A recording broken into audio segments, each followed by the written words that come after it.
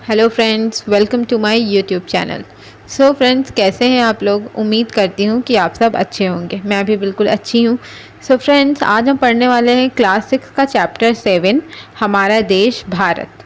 Okay, so let's start. तो यहाँ पे हमें गिवन है कि भारत एक बहुत बड़े भौगोलिक विस्तार वाला देश है। मतलब भारत एक ऐसा देश है जिसका विस्तार बहुत ज़्यादा है। भौगोलिक विस्तार का मतलब कि जो कि बहुत ज़्यादा एरिया में फैला हुआ है। तो उत्तर में ये हिमालय के ऊंचे शिखरों से घिरा है। उत्तर में कहाँ से घिरा है? हिमालय के ऊंचे शिखरों से घिरा है। और पश्चिम में अरब सागर, पूर्व में बंगाल की खाड़ी तथा दक्षिण में हिंद महासागर भारतीय प्रायद्वीप के तटों पर लहराते हैं। जैसा कि हमें बताया गया है कि प्रायद्वीप स्थल वो भाग है जो 3 तरफ से जल से घिरा हुआ है। ओके, सो भारत का क्षेत्रफल 32.8 लाख वर्ग किलोमीटर है। भारत का क्षेत्रफल कितना है ये तुम एकदम अच्छे से नोट डाउन कर लेना अपनी कॉपी में कि भारत का क्षेत्रफल 32.8 लाख वर्ग किलोमीटर है। उत्तर में कश्मीर से लेकर दक्षिण में कन्याकुमारी तक इसका विस्तार लगभग 3,200 किलोमीटर है। ओके, तथा पूर्व में अरुणाचल प्रदेश से लेकर पश्चिम में कच्छ तक इसका विस्तार लगभग 2900 किलोमीटर तक है। ये सारी चीज़ें तुम्हें बिल्कुल पॉइंट टू पॉइंट अपने माइंड में रखनी है। ऊंचे ऊंचे पर्वत, भारतीय महामरुस्थल, बहुत ज़्यादा रेगिस्तानी एरिया, उत्तरी मैदान, असमान पठारी सतह, तटीय भाग एवं द्वीप समूह स्थल रूपों की विभिन्नता को दर्शाते हैं कि यहाँ पे किस किस तरह के अलग अलग तरह के स्थल रूप पाए जाते हैं। यहाँ जलवायु, वनस्पति, वन्य जीवों के साथ साथ भाषा एवं संस्कृति में भी बहुत भिन्नता है। इस भिन्नता में भी हम एकता को पाते हैं जो हमारी परंपराओं में दिखती है। यही कारण है कि हम एक राष्ट्र में बंधे हैं। वर्ष 2011 से अब तक भारत की आबादी 120 करोड़ से अधिक हो चुकी है। ये चीन के बाद विश्व का दूसरा सबसे अधिक जनसंख्या वाला देश है। सो फ्रेंड्स, ये हमारी जो बुक प्रिंटेड है ना, तो ये कब की है? ये अभी इसमें मीन्स ये न्यू एडिशन नहीं है, या अभी न्यू एडिशन पब्लिश नहीं हुआ है, इसलिए ये हमें यहाँ पर गिवन है कि चीन के बाद विश्व का दूसरा सबसे अधिक जनसंख्या वाला देश भारत है। जबकि अब आप लोगों को पता होगा कि भारत सबसे अधिक जनसंख्या वाला देश बन गया है। भारत ने चीन को पीछे छोड़ दिया है। अब भारत सबसे अधिक जनसंख्या वाला देश बन गया है। ओके, अब ठीक है, हमने भारत के बारे में ओवरऑल या ओवरव्यू एक कह सकते हैं कि ले लिया है। अब हम स्थिति के बारे में पढ़ेंगे, लोकेशन के बारे में पढ़ेंगे भारत की। तो भारत उत्तरी गोलार्ध में स्थित है। ओके, उत्तरी गोलार्ध, दक्षिणी गोलार्ध, ये सब हम लोगों ने पढ़ा था जबकि हम ग्लोब पढ़ रहे थे। ठीक है, तो भारत उत्तरी गोलार्ध में स्थित है। कर्क रेखा 23 डिग्री 30 मिनट उत्तर देश के लगभग मध्य भाग से गुजरती है। कर्क रेखा भारत के बिल्कुल बीचों बीच से गुजरती है। दक्षिण से उत्तर की ओर भारत की मुख्य भूमि का विस्तार 1 डिग्री 4 मिनट उत्तर तथा 37 डिग्री 6 मिनट उत्तर अक्षांशों के बीच है। ठीक, पश्चिम से लेकर पूर्व तक भारत का विस्तार 68 डिग्री 7 मिनट पूर्व तथा 97 डिग्री 25 मिनट पूर्व देशांतरों के बीच है। ये आपको ये याद रखना है कि दक्षिण से उत्तर की ओर भारत की भूमि का कितना विस्तार है और पूर्व से पश्चिम की ओर। बिल्कुल याद रखना है क्योंकि ये क्वेश्चन में सीधे आपको एमसीक्यू देखने को मिल सकता है। तो ये बिल्कुल आपको याद रखना है, अपने माइंड में रखनी है, ये बात नोट कर लो। अगर हम विश्व को पूर्वी एवं पश्चिमी गोलार्ध में बांटते हैं तो भारत की स्थिति किस गोलार्ध में होगी? तो जैसा हमने पढ़ा कि उत्तरी गोलार्ध में है भारत, बट अगर पूर्व और पश्चिम की बात हो तो आप ग्लोब देखेंगे, मैप देखेंगे ना, तो भारत कहाँ है? पूर्व हिस्से में है, पूर्वी हिस्से में है। ठीक है, तो बहुत बड़े देशांतरीय विस्तार लगभग 29 डिग्री के कारण यहाँ के दो छोर पर स्थित स्थानों के स्थानीय समय में बहुत अधिक अंतर हो सकता है। इस तरह की दूरी पर स्थित दो स्थानों के बीच समय का अंतर लगभग 2 घंटे का होगा। तो अभी इसके बारे में आगे पढ़ेंगे हम कि वो 2 घंटे का अंतर क्या है। तो देखो, अब यहाँ पे तुम्हें दिया हुआ है ब्लू बॉक्स में कि क्या आप जानते हैं बड़े देश जिनका विस्तार पूर्व से पश्चिम की ओर बहुत अधिक होता है, वहाँ पूरे देश का मानक समय एक नहीं होता है। ठीक है, बड़े देश जिनका विस्तार पूर्व से पश्चिम की ओर बहुत अधिक होता है, जैसे हमारा भारत भी बड़ा देश है, इसका पूर्व से पश्चिम तक विस्तार काफ़ी ज़्यादा है, लेकिन यहाँ पर एक ही मानक समय है। तो वही कहा जा रहा है कि संयुक्त राज्य अमेरिका में 7 और कनाडा में 6 मानक समय हैं। क्यों? क्योंकि इनका जो पूर्व से पश्चिम की ओर विस्तार है ना, वो बहुत ज़्यादा है। तो क्या आपको पता है कि रूस में कितने मानक समय हैं? तो ये आप फाइंड आउट करो और कमेंट करो फाइंड आउट करके। तो देखो, जैसे हमें बताया गया ना कि जो भारत का एक भाग और दूसरे भाग का डिफरेंस 2 घंटे तक भी हो सकता है। तो जैसा कि आपने पहले पढ़ा है कि प्रत्येक 1 डिग्री देशांतर के लिए स्थानीय समय में 4 मिनट का अंतर होता है, मतलब 1 डिग्री इक्वल 4 मिनट। पश्चिम में गुजरात की अपेक्षा पूर्व के अरुणाचल प्रदेश में सूर्योदय लगभग 2 घंटे पहले हो जाता है। अगर गुजरात में 7 बजे तो अरुणाचल प्रदेश में 5 बजे। तो आप पहले पढ़ चुके हैं कि 82 डिग्री 30 मिनट पूर्वी देशांतर के स्थानीय समय को भारत का मानक समय क्यों माना गया है। इस याम्योत्तर को भारत का मानक याम्योत्तर भी कहा जाता है। ओके, सो प्राइम मेरिडियन जो होती है वो तो 0 डिग्री पे है, लेकिन भारत का मानक याम्योत्तर या भारत का स्टैंडर्ड टाइम क्या है, तो ये जो यहाँ पे हमें गिवन है 82 डिग्री 30 मिनट ईस्ट। ठीक है, ये याद रखना है आपको। अभी हमने भारत के बारे में पढ़ लिया, अब हमें पढ़ना है इसकी लोकेशन के बारे में पढ़ लिया, अब हमें पढ़ना है भारत के पड़ोसी देश के बारे में। तो देखो यहाँ पे तुम्हें एक मैप गिवन है और लिख रहा है कि 7 देशों की स्थलीय सीमाएं इसकी सीमाओं से जुड़ी हैं। चित्र 7.1 से इन देशों के नाम का पता लगाइए। जैसे देखो, आई होप तुम्हें क्लियर दिख रहा हो। पहले मैं ऐसे दिखा देती हूँ कि ये पूरा चित्र है क्या। तो देखो, ये पूरा चित्र भारत के जो पड़ोसी देश है ना, ये पड़ोसी देश का चित्र तुमको दिखाई दे रहा है ना क्लियर। अभी मैं तुम्हें जूम करके दिखाऊंगी तो इसके नाम तुम्हें दिखाई देंगे, अभी इसके शायद नाम नहीं दिखते होंगे। तो देखो, राइट हैंड साइड अगर मैं बोलूँ तो राइट हैंड साइड में है हमारा बंगाल की खाड़ी, लेफ्ट हैंड साइड में है अरब सागर। ठीक है, ये भारत की पिक्चर बनी हुई है। उसके बाद देखो इसके लेफ्ट हैंड साइड ये पाकिस्तान है। ओके, ये वाला एरिया पाकिस्तान का है, इधर अफ़गानिस्तान है और फिर यहाँ पे हमें गिवन है इधर साइड चीन है। चीन की राजधानी तिब्बत दिखाई गई है, नेपाल है, भूटान है, बांग्लादेश है, म्यांमार है। तो ये सारे एरिया हमको यहाँ पर दिखाए गए हैं। तो अब हम आगे चलते हैं। ये भारत और उनके पड़ोसी देश की फ़ोटो थी। अब यहाँ पर भारत का राजनीतिक मानचित्र दिया हुआ है। राजनीतिक मानचित्र से समझते हैं आप क्या होता है। जैसा कि मैंने कहा कि यहाँ भारत का राजनीतिक मानचित्र दिया गया है ना। तो भारत का राजनीतिक मानचित्र के बारे में क्या समझते हैं आप, कि जो कि राज्य के बारे में, देश के बारे में, प्रदेश के बारे में बताया, उसको क्या कहा जाता है, भारत का राजनीतिक मानचित्र। ठीक है, भारत का ही नहीं, किसी भी देश का जो स्टेट के बारे में बता रहा है या फिर जो अलग अलग चीज़ों के बारे में, जैसे गांव के बारे में, वहाँ के शहर के बारे में, वहाँ की अलग राजधानी के बारे में उसमें लोकेट किया गया है, उसमें स्थिति दर्शाई गई है, उसको राजनीतिक मानचित्र कहा जाता है। पिछले चैप्टर्स में तुम पढ़ चुके हो, अगर वो वीडियो नहीं देखा है आपने तो वीडियो वो इस चैनल पर जाके विजिट करें। तो देखो यहाँ पे एक नोट दी हुई है कि जून 2014 में तेलंगाना भारत का 29वां राज्य बना। इससे पहले भारत के कितने राज्य थे, 28। तो 2014 में तेलंगाना भारत का 29वां राज्य बना। ये तुमको बिल्कुल याद रखना है, तेलंगाना से क्वेश्चन बहुत आते हैं। तो कहा जा रहा है कि इनमें से कौन से देश हैं जिनकी समुद्री सीमाएं समुद्र से नहीं जुड़ी हैं। जिनकी सीमाएं यानी कि जिनका तट या जिनका जो छोर है वो सीमा से नहीं छू रहा है, समुद्री सीमा से। तो दक्षिण में समुद्र में स्थित 2 द्वीप श्रीलंका तथा मालदीव हमारे पड़ोसी हैं। पाक जल संधि भारत को श्रीलंका से अलग करती है। ये बेटा हमने संधि पढ़ी थी, फिर भी हमने इसको पढ़ा था, तो इसलिए बिल्कुल ये तुम्हें ध्यान में रखना है कि कौन सी जल संधि है जो भारत को श्रीलंका से अलग करती है। तो पाक जल संधि जो भारत को श्रीलंका से अलग करती है। पाक जल संधि ये याद रखना है, पाकिस्तान के लिए नहीं है, ये भारत और श्रीलंका को अलग करती है।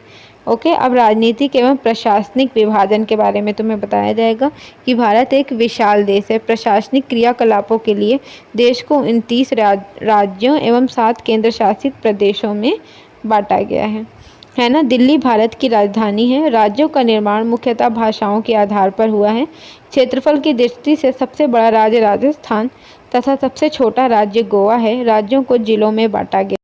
देखो यहाँ पे तुमने राजनीतिक मैप देख लिया ना, राजनीतिक मैप में क्या क्या चीज़ें गिवन थी, राजनीतिक मैप किसे कहा जाता है ये मैंने तुमको बता दिया था, राजनीतिक मानचित्र कहते हैं उसे। तो अब हमको देखो भौतिक मानचित्र दिया हुआ है। भौतिक मानचित्र क्या, जो कि हमें नेचुरल चीज़ों का ज्ञान कराए, जैसे पर्वत हैं, पठार हैं, नदियां हैं, तो ये सब चीज़ों का जो ज्ञान कराएगा वो भौतिक मानचित्र कहलाता है। तो देखो यहाँ पर पर्वतीय प्रदेश, पठारी प्रदेश और मैदानी प्रदेश तुमको दिखाए गए हैं 3 कलर से। ओके, देखो सतपुरा श्रेणी, विंध्य श्रेणी, ये जो कि बिल्कुल इंडिया के बिल्कुल बीच में है। तो जहाँ जलोढ़ निक्षेप किसे कहते हैं कि ये नदियों के द्वारा लाई गई बहुत महीन मिट्टी होती है। तो जैसे नदियाँ चलती हैं तो जब इनका फ्लो ज़्यादा रहता है, बहाव तेज़ रहता है ना, तो ये अपने साथ कंकड़ पत्थर छोटे छोटे लेकर चल देती हैं। तो जहाँ पर इनका बहाव कम हो जाता है वहाँ पर ये सारी चीज़ों को छोड़कर चली जाती हैं, मतलब वो सारी चीज़ें वहीं रुक जाती हैं, उनका वहीं निक्षेपण हो जाता है। तो उसको कहते हैं जलोढ़ निक्षेप, तथा नदी बेसिन में निक्षेपित कर दी जाती हैं। अब देखो हमें गिवन है सहायक नदी के बारे में। तो एक नदी या सरिता जो कि मुख्य नदी में किसी भी तरफ से आकर मिलती है तथा अपने जल को मुख्य नदी में विसर्जित करती है। सहायक नदी क्या होती है?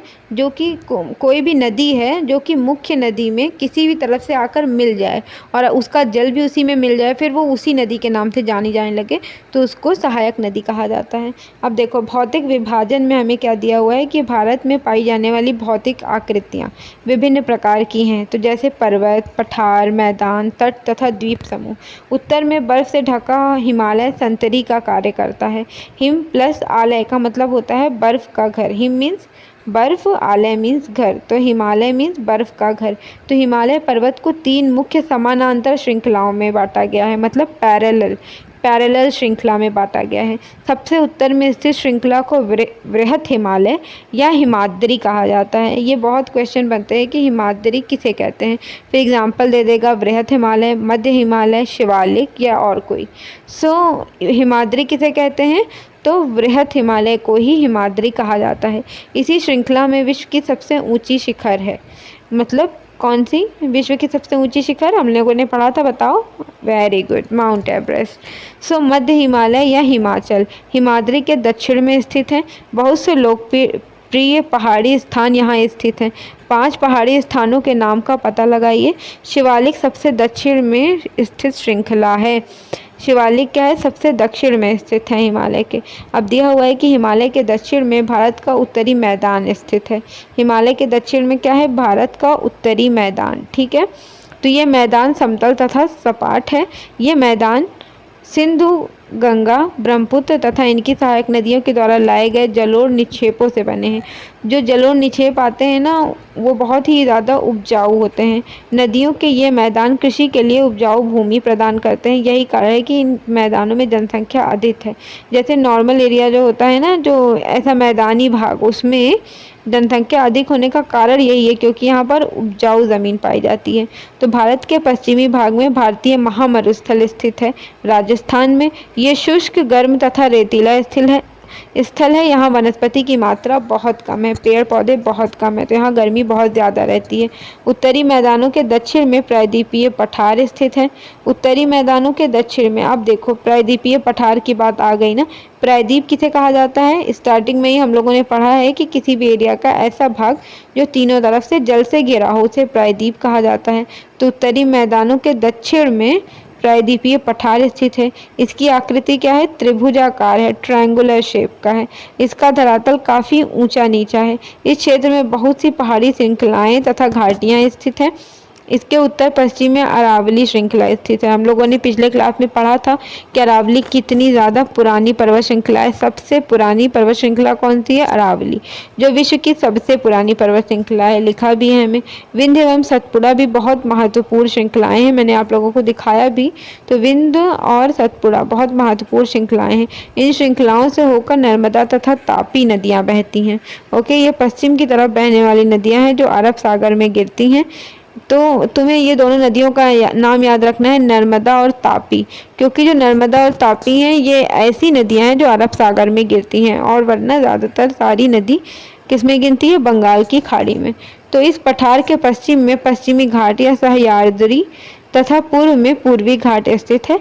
पश्चिम घाट का विस्तार एक समान रूप से है, जबकि पूर्वी घाट बीच बीच में टूटा हुआ तथा असमान है। इन पठारों में खनिजों जैसे कोयला और लौह अयस्क की प्रचुरता पाई जाती है। ओके, सो अब देखो यहाँ पे नेक्स्ट पैराग्राफ पढ़ने से पहले ये बॉक्स में क्या गिवन है हम पढ़ लेते हैं। आओ कुछ करके सीखें। बहुत सी लड़कियों का नाम नदियों के नाम पर होता है, जैसे यमुना, मंदाकिनी, कावेरी, गंगा। तो क्या आप अपने आसपास किसी लड़की को जानते हैं जिसका नाम किसी नदी के नाम पर है? अपने माता पिता तथा दूसरों की सहायता से इस प्रकार के नामों की एक सूची तैयार करें। और आप जल से संबंधित दूसरे नाम भी ढूंढ सकते हैं, जैसे शबनम। शबनम किसे कहते हैं? ओस को शबनम कहते हैं। ठीक है, अब देखो नेक्स्ट पैराग्राफ में गिवन है कि पश्चिमी घाट के पश्चिम में तथा पूर्वी घाट के पूर्व में तटीय मैदान स्थित है। तटीय मैदान कहाँ स्थित है? पश्चिमी घाट के पश्चिम में, पूर्वी घाट के पूर्व में। पश्चिमी तटीय मैदान काफ़ी संकरे हैं। ओके, पूर्वी तटीय मैदान क्या है, अपेक्षाकृत चौड़े हैं। पश्चिमी मैदान कैसे हैं, संकरे हैं, और पूर्वी मैदान अपेक्षाकृत चौड़े हैं। मतलब ज़्यादा भी चौड़े नहीं है, लेकिन अगर दोनों को कंपेयर किया जाए पश्चिमी और पूर्वी तो ये चौड़े हैं। कौन चौड़ा है, पूर्वी तटीय मैदान। ठीक, अब देखो आगे हमें क्या गिवन है कि वहाँ पूर्व की ओर बहने वाली कई नदियाँ हैं। पूर्व की ओर बहने वाली नदियों का नाम क्या है, महानदी, गोदावरी, कृष्णा तथा कावेरी बंगाल की खाड़ी में गिरती हैं। कौन कौन सी नदियां बंगाल की खाड़ी में गिरती हैं, देखो हमें बताया गया महानदी, गोदावरी, कृष्णा, कावेरी।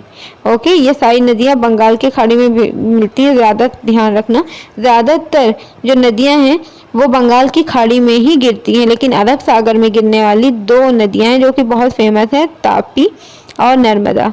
ओके, अब यहाँ पे गिवन है ये नदियाँ अपने मुहाने पर उल्टा डेल्टा का निर्माण करती हैं। बंगाल की खाड़ी में गंगा एवं ब्रह्मपुत्र नदियों के मुहाने पर सुंदरवन डेल्टा स्थित है, जो कि विश्व का सबसे बड़ा डेल्टा है, पता भी होगा आपको। अब देखो यहाँ पे एक सुनामी की फोटो बनी हुई है और यहाँ लिखा है, एक सवेरे पड़ी मनुष्य पर जल जले की काली छाया, सुनामी दावनी ने अपना प्रलयंकारी कहर ढाया, समुद्र में उठा आलोड़न, मीलों दूर फैला साया, प्रकृति के विनाश ने मानव को अपना ग्रास बनाया। विनाश का था विकराल आकार, चारों ओर मचा हाहाकार, कोई नहीं बच पाया उससे, भागे बचाने अपने प्राण। हिंद महासागर था रक्षक, अब बना हमारा भक्षक, सर्वत्र निगल गया मानव को करके अस्तित्व नष्ट। उठे हजारों हाथ प्रतीक्षा सहायता में पीड़ितों के, ये दिखाने सागर को कि हम वो हैं जो कदापि नहीं डरते। रात थी काली फिर भी आशा की किरणें चमकेंगी, फिर भी जिंदगी करवट बदलेगी, हृदय में खुशियां दमकेंगी। अब ये देखो, ये जो पोएम है ना बच्चों, ये लिखा है पंखुड़ी विद्या ने, जो कि क्लास 8th B की छात्रा हैं। और यहाँ वेदनाथ स्वैन 4 के साथ एरो बना हुआ है, यानी इन्होंने ये चित्र बनाया है, बहुत ही सुंदर इसका चित्र बनाया हुआ है। देखो तुम देख सकते हो, मैं सुनामी के लिए कविता लिखी गई है ना, सुनामी के लिए वो ऊपर वाली पोएम थी, तो चित्र भी उसी हिसाब से, चित्र भी सुनामी का है। देखो सुनामी आ रही है, सारे लोग यहाँ पे खड़े हैं, अपने अपने कामों में मशरूफ़ हैं, फिर अचानक से दानव बनकर आएगी, सबको उठा ले जाएगी। तो अब देखो यहाँ पे लिखा है कि भारत में 2 द्वीप समूह हैं। कौन कौन से, तो बताया जा रहा है कि लक्षद्वीप समूह अरब सागर में स्थित है, ये केरल के तट से कुछ दूर स्थित प्रवाल द्वीप है। प्रवाल द्वीप मतलब समझते हो ना, प्रवाल मतलब वो एरिया से बनते हैं, छोटे छोटे कीड़े मकोड़ों के जीवों के कंकाल से। ठीक है, तो अंडमान एवं निकोबार द्वीप समूह भारत से दक्षिण पूर्व दिशा में बंगाल की खाड़ी में स्थित है। अंडमान और निकोबार द्वीप समूह कहाँ, भारत से दक्षिण पूर्व दिशा में बंगाल की खाड़ी में स्थित है। क्या आप जानते हैं कि कौन सा द्वीप समूह वर्ष 2004 में सुनामी से प्रभावित हुआ? ओके, तो कौन सा हुआ था, ये तो बहुत फेमस है, पता होगा आपको, जल्दी से बताओ कमेंट बॉक्स में लिख के। समाचार पत्रों तथा लोगों के जरिए से बातचीत के जरिए जानकारी प्राप्त कीजिए कि जब सुनामी भारतीय तट से टकराई थी तो किस प्रकार लोगों ने अलग अलग तरीके से इस चुनौती का सामना किया। सुनामी एक विशाल सागरीय तरंग है जो समुद्र तट पर भूकंप के कारण उत्पन्न हो जाती है। ओके, सो फ्रेंड्स, ये चैप्टर आज का हमारा फिनिश हो गया। आज हमें इतना ही चैप्टर पढ़ना था। अब देखो तुम्हें ना कुछ क्वेश्चंस दिए हुए हैं MCQ के फॉर्म में, एक्सरसाइज के फॉर्म में, तो ये तुम सॉल्व करो, बिल्कुल इस क्वेश्चन को बनाओ, और अगर इसमें कोई भी डाउट आ रहा है, कोई भी पॉइंट समझ में नहीं आ रहा है, तो फिर मुझे मैसेज करो, कमेंट कर दो, मैं उसका रिप्लाई ज़रूर करूँगी। और अगर आप लोगों को एक्सरसाइज के लिए एक अलग से सेशन चाहिए तो वो भी बताइए, मैं चैप्टर वाइज आपको बता दूँगी। ठीक है, तो इसमें कोई भी प्रॉब्लम हुई हो तो ज़रूर पूछें। वीडियो अच्छा लगा तो लाइक करें, चैनल को सब्सक्राइब करें। Thank you.